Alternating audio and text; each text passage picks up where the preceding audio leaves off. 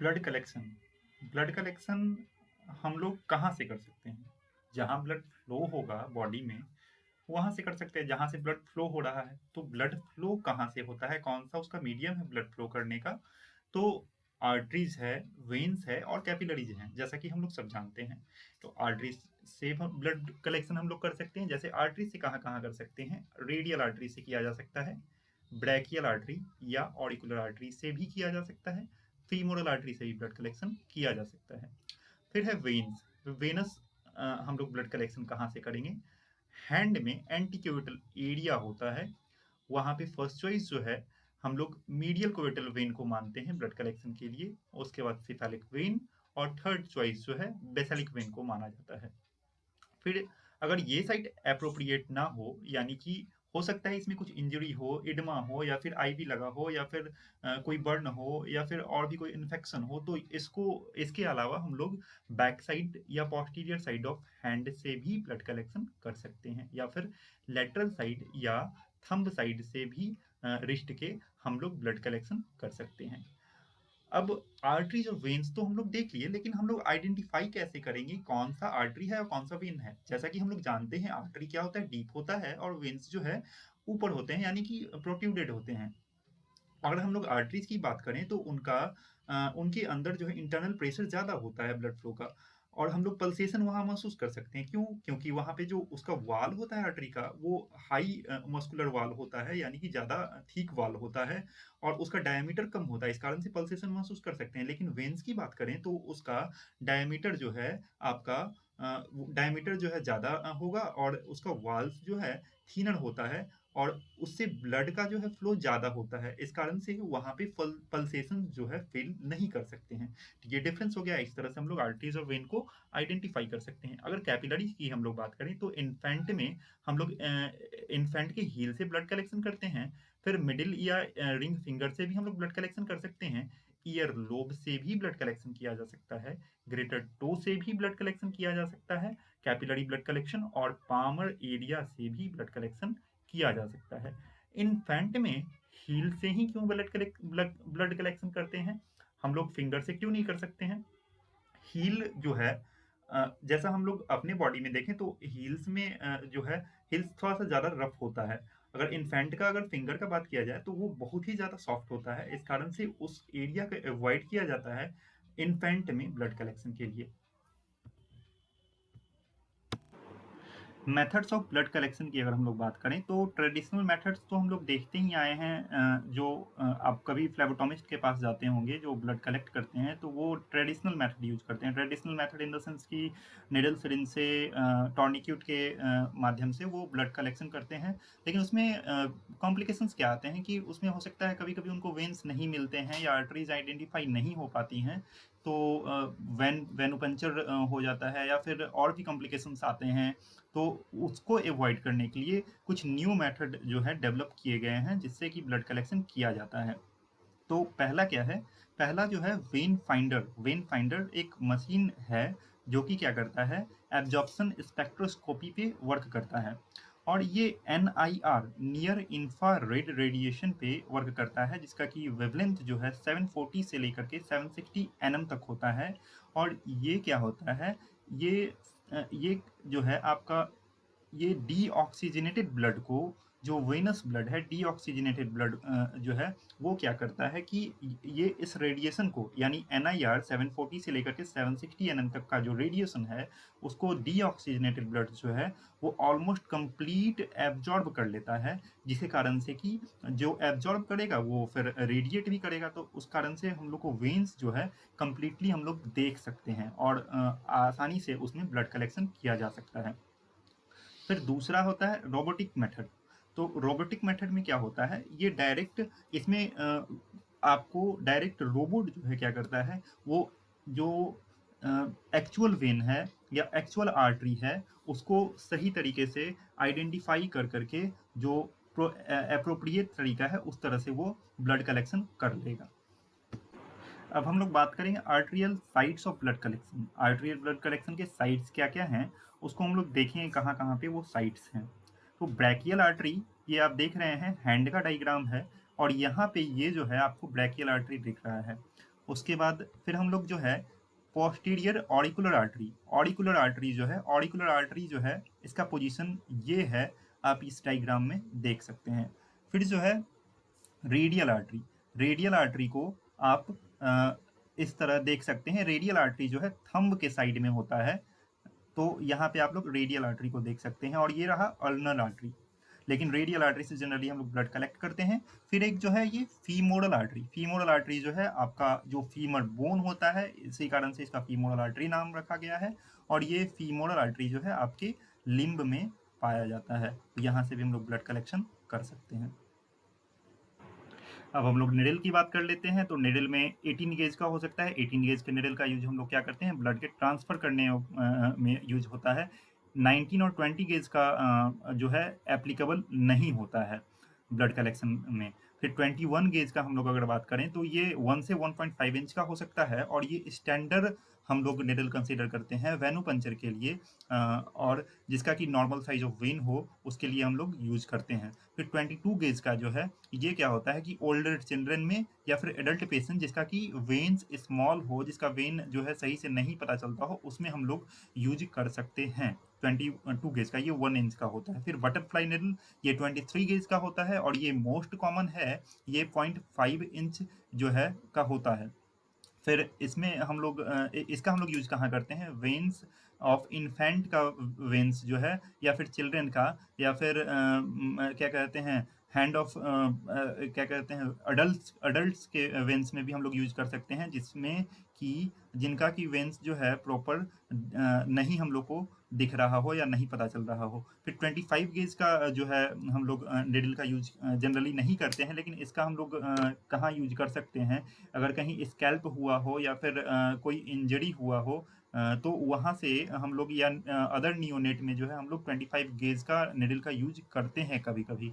लेकिन एक बात आता है कि अगर 23 गेज से ऊपर के निडल का हम लोग यूज कर रहे हैं तो चांस ऑफ हीमोलिसिस जो है ज़्यादा है। एक टर्म आता है हीमोलिसिस। हीमोलिसिस का मतलब क्या है, हीमोलिसिस का मीनिंग क्या है? तो हीमोलिसिस का मतलब होता है destruction of red blood cell का डिस्ट्रक्शन हो रहा हो। हीमोलिसिस कैसे हो सकता है, can occur due to different cause and leads to release of haemoglobin into blood stream. Haemolysis का बहुत सारा कारण हो सकता है, और हीमोलिसिस के कारण क्या होगा, हीमोग्लोबिन जो है ब्लड स्ट्रीम में रिलीज हो जाएगा। तो अगर हम इसके पहले भी देख चुके थे कि हीमोलिसिस में क्या होता है कि जो हम लोग 23 गेज से अधिक का निडल यूज करते हैं तो वहां पे हीमोलिसिस के चांसेस हैं। क्यों हीमोलिसिस के चांसेस हैं? क्योंकि आरबीसी का क्या होता है, शेप होता है। तो अगर हम लोग बहुत ही थीन निडल यूज करेंगे तो वहां से आरबीसी जो है टूट सकता है, और उससे जो है हीमोलिसिस के चांसेस हैं। कुछ क्वेश्चन हम लोग देख लेते हैं। जैसे एक पहला क्वेश्चन है कि इसमें से सबसे छोटा निडल कौन है, ये पूछ रहा है। तो जिसका जो है गेज सबसे ज्यादा होगा, आप इस डायग्राम के हिसाब से देख सकते हैं, जिसका गेज सबसे ज्यादा है वो सबसे थीन है, और जिसका गेज जो है कम है उसका जो है थीक निडल है। फिर हीमोलिसिस का कारण क्या क्या है? तो 25 गेज का निडल हम लोग यूज कर रहे हैं, या फिर टॉर्निक्यूट मोर देन 1 मिनट अप्लाई कर रहे हैं तब भी हो सकता है। अगर जो सिरिंज का प्लंजर है उसको बहुत तेजी से खींच लेते हैं पीछे ब्लड कलेक्शन के दौरान, तब भी हीमोलिसिस के चांसेस हैं, इसका ऑल ऑफ डी आंसर हो जाएगा। फिर अगर हम लोग थर्ड क्वेश्चन की बात करें तो ये क्या है कि common equipments use in venipuncture except, या ये आर्टियल पंक्चर भी हम लोग बोल सकते हैं। तो क्या क्या है, सिरिंज का हम लोग यूज करते ही हैं, लेंसेट का यूज करते ही हैं, लेकिन ये लेंसेट का यूज हम लोग कहाँ करते हैं, लेंसेट का यूज हम लोग कैपिलरी पंक्चर में करते हैं, वेनु पंक्चर में नहीं करते हैं। इवैक्यूएटेड ट्यूब का यूज करते हैं। फिर आपका विंग्ड इंफ्यूजन सेट जो है आपका बटरफ्लाई निडल है उसमें भी करते हैं। एक क्वेश्चन है, व्हाट इज यूज ऑफ टॉर्निक्यूट, टॉर्निक्यूट का यूज क्या है? तो जैसा कि हम लोग जानते हैं टॉर्निक्यूट क्या होता है कि हम लोग आर्टेरियल या वेनस ब्लड कलेक्शन करने के लिए क्या करते हैं कि हैंड में या फिर जो हम लोग का साइट रहता है, अप्रोप्रिएट साइट, वहां पे टॉर्निक्यूट को अप्लाई करते हैं। टॉर्निक्यूट क्या करता है, एक प्रेशर वहां पे डेवलप करता है, सरकमफेरेंसली जो है प्रेशर डेवलप करता है, ताकि वेनस या आर्टेरियल ब्लड जो है एक सर्टेन पीरियड ऑफ टाइम के लिए वहाँ पे ऑकुलेट हो जाएं या फिर स्थिर हो जाएं, जिससे कि हम लोग को प्रॉपर वेन या आर्टरी आइडेंटिफाई करने में हेल्प मिले, और हम लोग वहाँ से प्रॉपर ब्लड कलेक्शन कर सकें।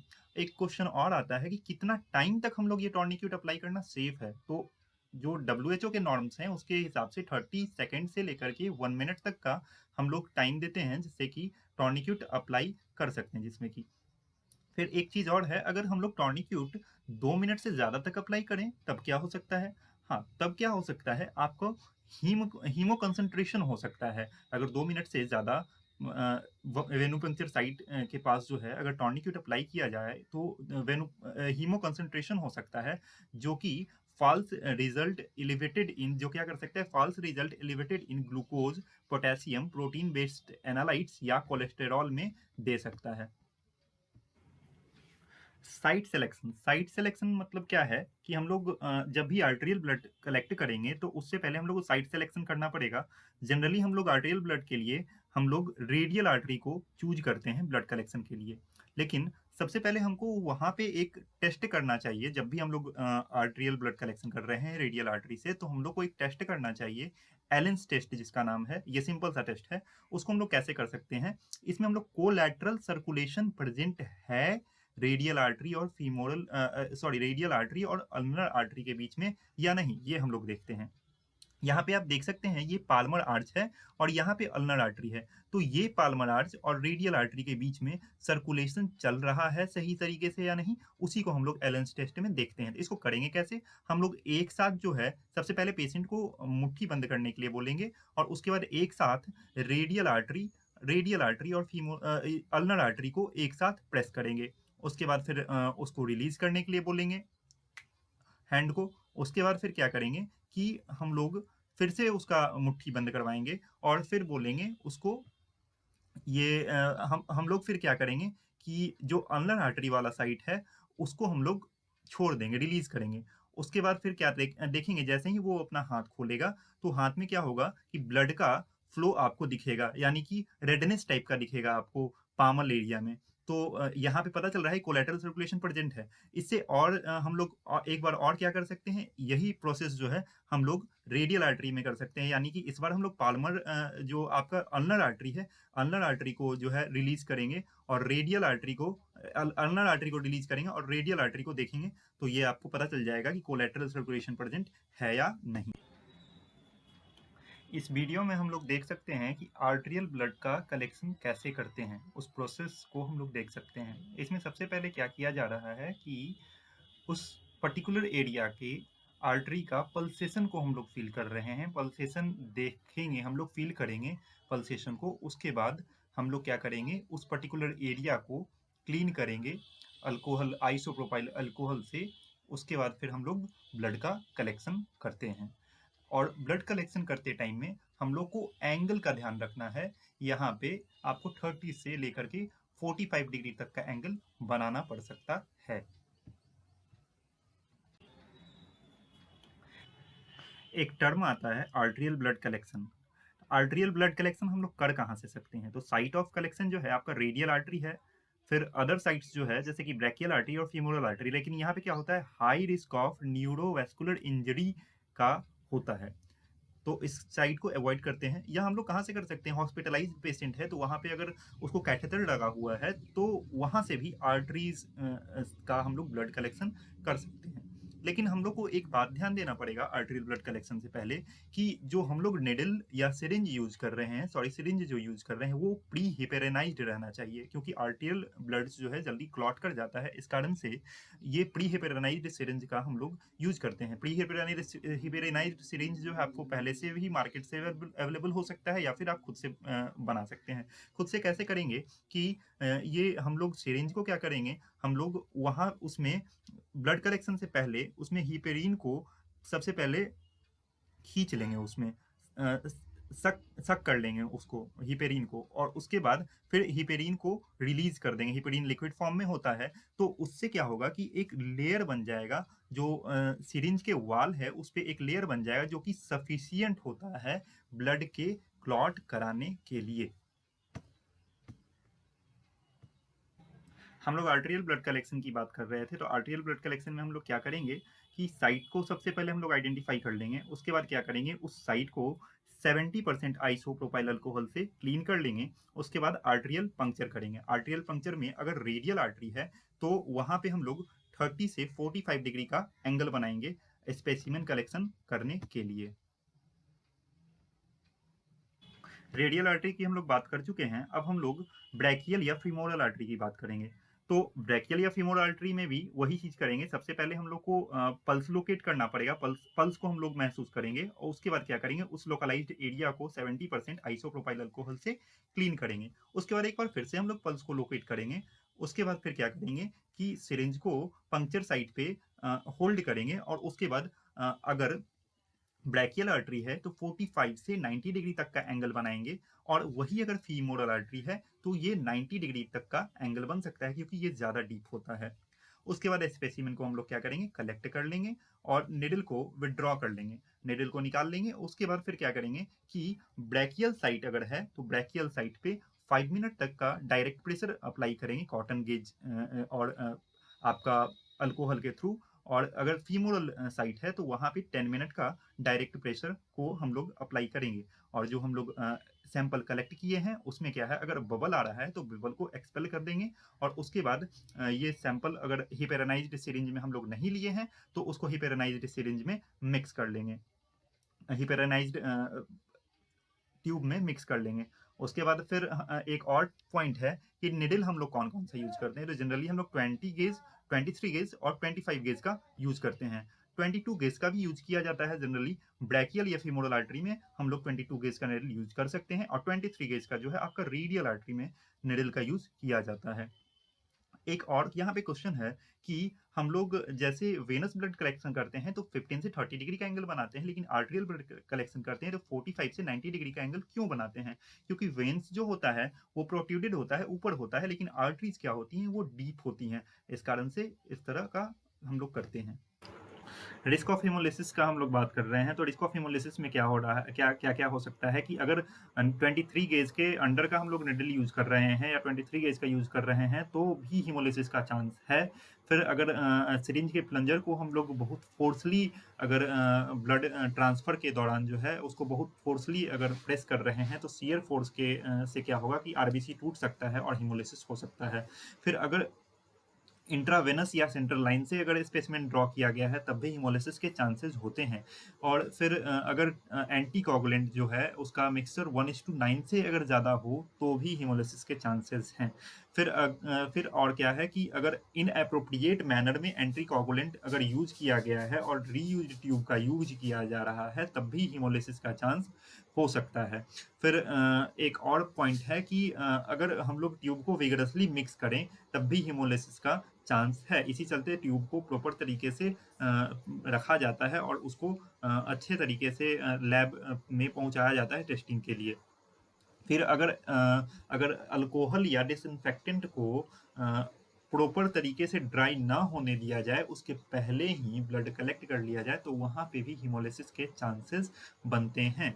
और लास्टली दो पॉइंट क्या है कि अगर वैक्यूम या फिर आपका बहुत लार्ज वैक्यूम या फिर बहुत ज़्यादा लार्ज ट्यूब का अगर यूज कर लिया जाए तो भी हिमोलिसिस का चांस हो सकता है। और अगर लार्ज सिरिंज का भी यूज किया जाए, 10 से 20 ml का सिरिंज है उसका अगर यूज किया जा रहा है तब भी हिमोलिसिस के चांसेस हैं।